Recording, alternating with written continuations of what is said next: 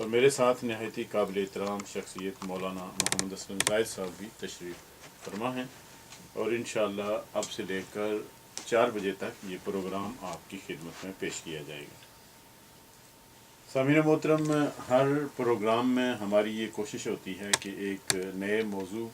کے ساتھ آپ کی خدمت میں کچھ مسائل پیش کیے جائیں اور کچھ بات چیت ہو، جس سے آپ کو یہ پتہ چلے کہ کس طریقے سے ہمیں اپنی زندگی کو گزارنا چاہیے۔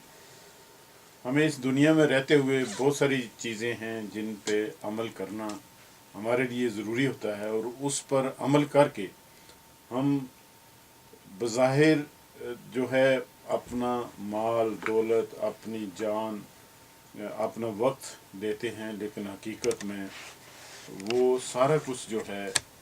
وہ اللہ کی امانت ہے جسے ہم لوٹاتے ہیں۔ اللہ رب العزت نے اس دنیا میں انسان کو بھیجا، آدم علیہ السلام سے لے کر آج تک جتنے بھی لوگ اس دنیا میں آئے، انہوں نے اللہ کے احکامات کو جنہوں نے مانا وہ سرخرو ہوئے، اور جنہوں نے نہیں مانا ان پہ اللہ کا عذاب نازل ہوتا رہا۔ آج ایک ایسا موضوع جس پہ ہم بات کریں گے جو کہ نہایت ہی ضروری ہے اور مسلمانوں کے لیے فرض بھی ہے، اور بعض اوقات ہم غلطی سے یا نہ سمجھ ہونے کی وجہ سے ہم کوتاہی بھی کر دیتے ہیں، کمزوری بھی ہمارے اندر ایمان کی وجہ سے آ جاتی ہے، اور ہم ایسا عمل جو کہ بہت ضروری ہوتا ہے اس کو بھی اگنور کر دیتے ہیں، یا پھر اس کی ایک جو باقاعدہ روٹین ہوتی ہے یا باقاعدہ ایک سلسلہ ہوتا ہے اس پہ ہم عمل نہیں کرتے ہیں۔ آج جو موضوع ہے وہ ہے زکوٰۃ، اور زکوٰۃ جو ہے ایک ایسا فرض ہے جو کہ ہر اس صاحب استطاعت، یعنی جس بندے کے پاس مال ہو، اسے ادا کرنا ضروری ہوتا ہے۔ اسی حوالے سے ہم مولانا صاحب سے یہ گزارش کریں گے کہ زکوٰۃ کی اہمیت اور فضیلت جو ہے وہ بیان فرمائیں، تاکہ پھر اس کے بعد کچھ سوالات بھی ان سے پوچھے جائیں گے۔ السلام علیکم مولانا صاحب۔ وعلیکم السلام ورحمۃ اللہ وبرکاتہ۔ کیسے ہیں آپ؟ الحمدللہ، اللہ کی رحمت۔ ماشاء اللہ۔ تو آج جو بڑا اہم موضوع ہے زکوٰۃ کا، اور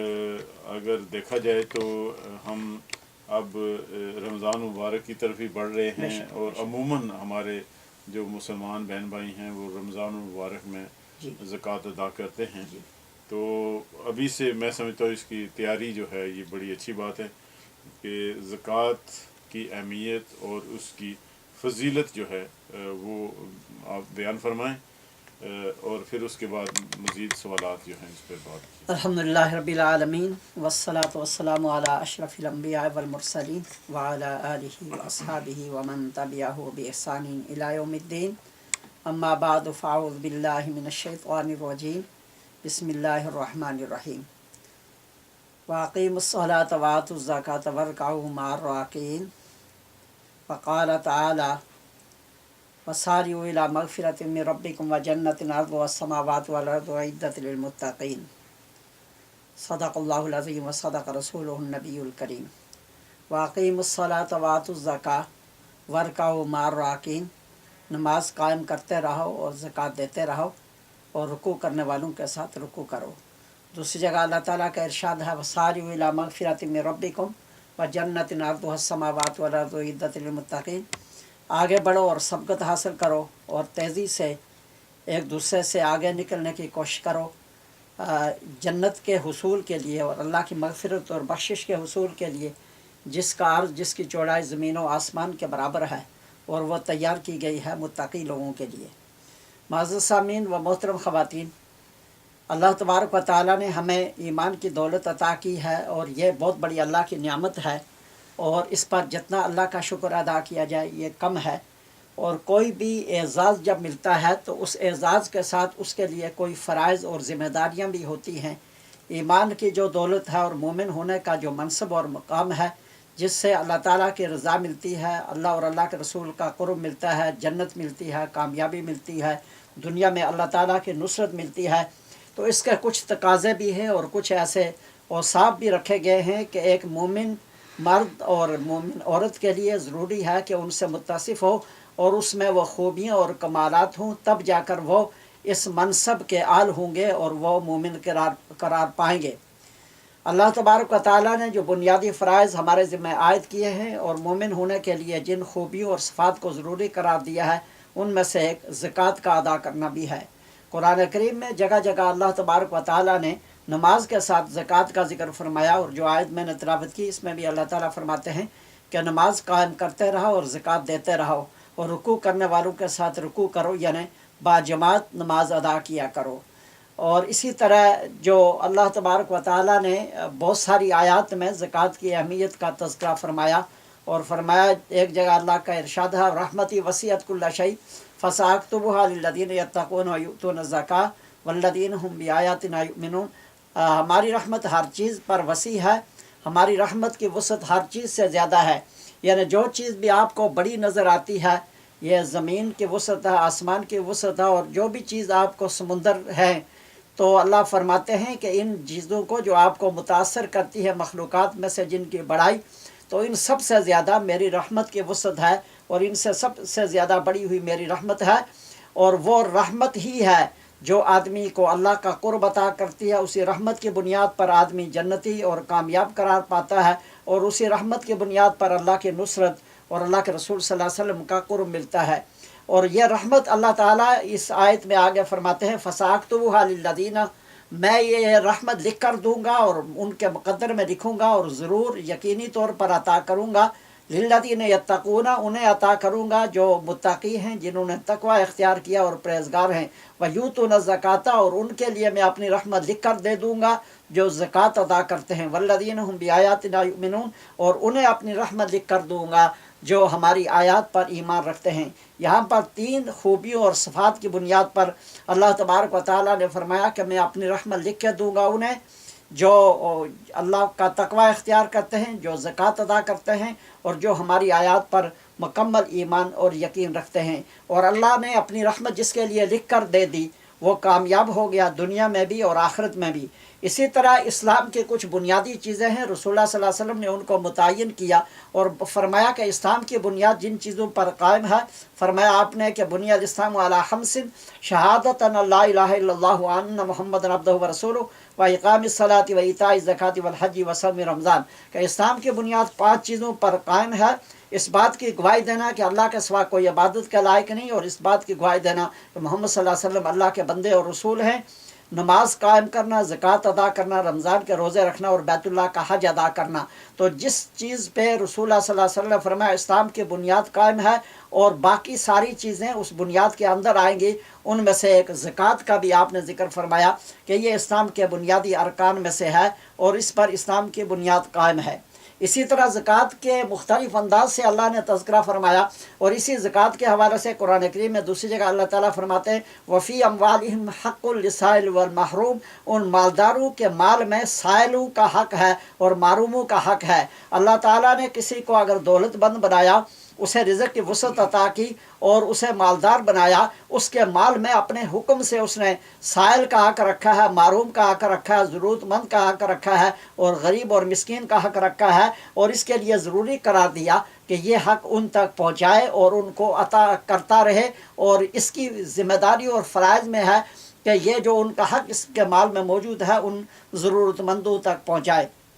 اسی طرح اللہ تبارک و تعالیٰ قرآن کریم میں دوسری جگہ ارشاد فرماتے ہیں ان اللہ اشتری من المؤمنین انفسهم واموالهم بان لهم الجنہ، بلا شبہ اللہ تعالیٰ نے خرید لیا ایمان والوں سے ان کے مالوں کو اور ان کے جانوں کو جنت کے بدلے میں۔ من المؤمنین انفسهم واموالهم بان لهم الجنہ، ان کی جانوں اور مالوں کو خریدا جنت کے بدلے میں، یعنی جان اللہ کے حکم کے مطابق استعمال ہوگی اور مال آدمی اللہ کی مرضی کے مطابق خرچ کرے گا، اس کے بدلے میں اللہ تبارک و تعالیٰ جنت عطا فرمائیں گے۔ حالانکہ ہم نے ہماری جان نہ ہماری ذاتی ملکیت ہے، نہ ہمارا مال، یہ اللہ کی دی ہوئی نعمتیں اور اس کی امانتیں ہیں، اور جب آدمی اللہ کے حکم کے مطابق اپنی جان کو استعمال کرے، اپنے مال کو خرچ کرے، تو اللہ تبارک و تعالیٰ فرماتے ہیں یہ تاجر ہیں جو میرے ساتھ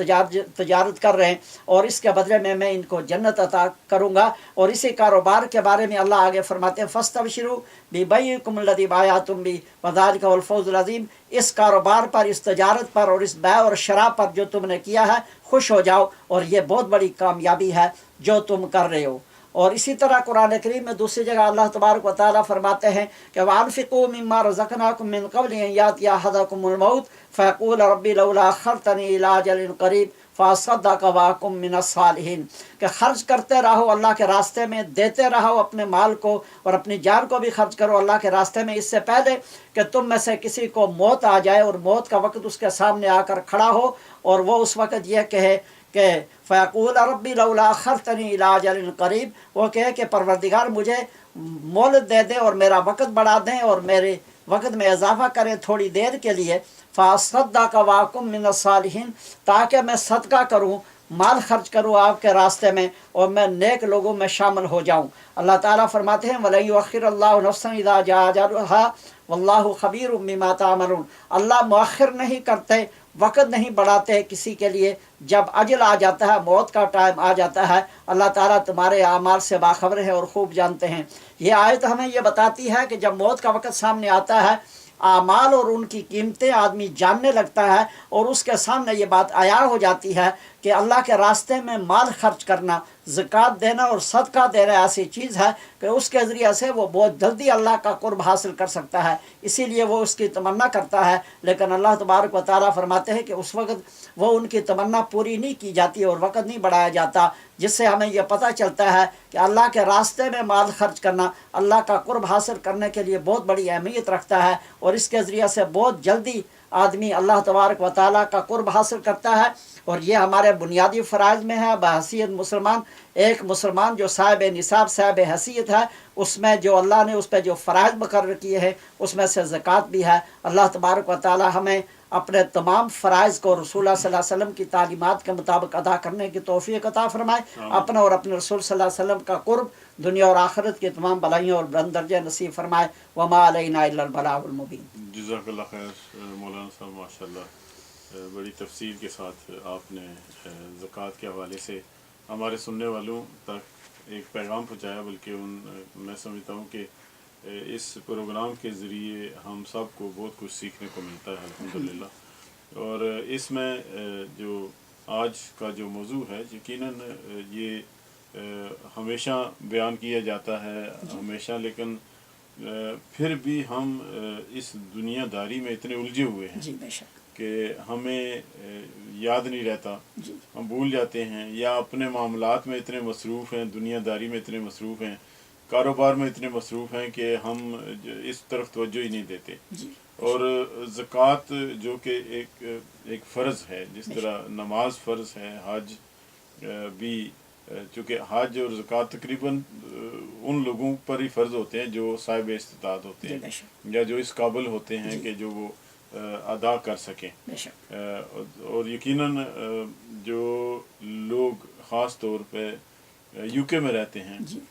میجارٹی لوگ جو ہیں وہ اس زمرے میں آتے ہیں۔ بات ہے، بے شک۔ جی، تو آپ ظاہر ہے کہ یہ جو زکوٰۃ کا جب اجرا ہوا یا فرض ہوا، جی تو حالانکہ ہم دیکھتے ہیں کہ وہاں پہ بڑے بڑے صحابہ جی جنہوں نے اپنا سب کچھ دین پہ لٹا دیا، نبی پاک صلی اللہ علیہ وسلم کی خدمت میں پیش کر دیا، اور بے شمار مسالے ہیں، لیکن پھر بھی اس کو فرض کیوں کیا گیا اللہ کی طرف سے؟ اس میں کیا حکمت تھی کہ ایک مسلمان جو بدنی عبادت کرتا ہے، سارا کچھ کرتا ہے، لیکن اس کو اس طرف بھی لایا گیا کہ مالی عبادت بھی کرے؟ بہت بہت اہم آپ نے سوال سامنے رکھا کہ اس میں کیا حکمت ہے۔ جی اللہ تبارک و تعالیٰ نے اس اپنے دین کے ذریعے سے جو انسانوں پر احسانات کیے ہیں، اس میں سے ایک یہ بھی ہے کہ جو اسلام میں آتے ہیں تو اخوت اسلامی کا ہے، جی اور انما المؤمنون اخوۃ، کہ مومن سب آپس میں بھائی ہیں، جی بالکل، تو قلب کے رشتے میں جو جکڑ جاتے ہیں ان میں اخوت کا رشتہ قائم ہو جاتا ہے۔ اور اس میں پھر ایک دوسرے کے حقوق ان پہ رکھے گئے ہیں، اور اس کی حکمت خود رسول اللہ صلی اللہ علیہ وسلم نے فرمائی کہ تؤخذ من اغنیائہم وترد الی فقرائہم، جب آپ نے قاصد بھیجے آگے پیچھے اور ان کو جو ہدایات دی تو فرمایا کہ زکوٰۃ مالداروں سے لی جائے گی اور غریبوں پر وہ تقسیم کی جائے گی، کہ اس میں یہ ہے کہ ایک اعتدال ہو، اور اللہ تبارک و تعالیٰ نے اگر کسی کو دولت دی ہے تو اس کے ساتھ جو ہے اسے یقین اور اس کو یہ وجدان ہونا چاہیے کہ یہ اللہ تعالیٰ کی امانت ہے میرے پاس، اللہ کا احسان ہے، اور اس میں دوسروں کا بھی حق اللہ نے رکھا ہے۔ اور دنیا میں اللہ تعالیٰ لوگوں سے دو طرح سے امتحان لیتے ہیں، کسی کے صبر کا امتحان لیتے ہیں اور کسی کے شکر کا امتحان لیتے ہیں۔ جس کو اللہ نے دولت دی تو اس کے شکر کا امتحان ہے کہ آیا وہ اللہ کا شکر گزار بندہ بنتا ہے یا نہیں، اور شکر گزار تبھی بنے گا کہ اس میں جتنے بھی اللہ کے فرائض ہیں ان کو ادا کرے۔ اور جس کو غریب بنایا اس کے صبر کا امتحان ہے کہ وہ برداشت کرتا ہے اور یا وہ گلے شکوے اللہ تعالیٰ کی ذات پر کرنا شروع کر دیتا ہے۔ تو یہ دونوں اس میں پھر جو ہیں وہ کامیاب ہوتے ہیں، وہ جب شریعت کے مطابق ہر ایک اپنے جو ہے حیثیت کو سمجھے اور اس کے مطابق وہ اپنا وہ ذمہ داری پوری کرے۔ تو اس میں یہ حکمت یہ ہے کہ ایک تو جو اللہ نے دولت دی ہے تو دولت مند یہ سمجھے کہ یہ ٹھیک ہے میرے پاس اللہ کی امانت ہے، اور یہی ایک مسلمان کی سوچ ہوتی ہے۔ اور جو آدمی ایمان سے معروم ہوتا ہے وہ کہتا ہے کہ انما اوتیت علی علم عندی، کہ مجھے جو دیا گیا یہ میرے علم کی بنیاد پر، میں صاحب نالج ہوں، مجھے معلومات ہیں اس لیے میں دولت کٹھی کر سکتا ہوں، جیسے قارون نے کہا تھا۔ اور اس سے یہ کہا گیا تھا کہ جو اللہ تعالیٰ نے تمہیں دیا وابتغ فیما آتاک اللہ الدار الآخرہ ولا تنس نصیبک من الدنیا، جو اللہ نے تمہیں دیا اس کے لیے آخرت کا اپنا گھر ٹھیک کرو اور اس کو بہتر بناؤ، اور دنیا سے آخرت کا حصہ لے جانا مت بھولو، کہ یہیں سے آخرت کا حصہ لے جاؤ گے، اللہ کے راستے میں خرچ کرو گے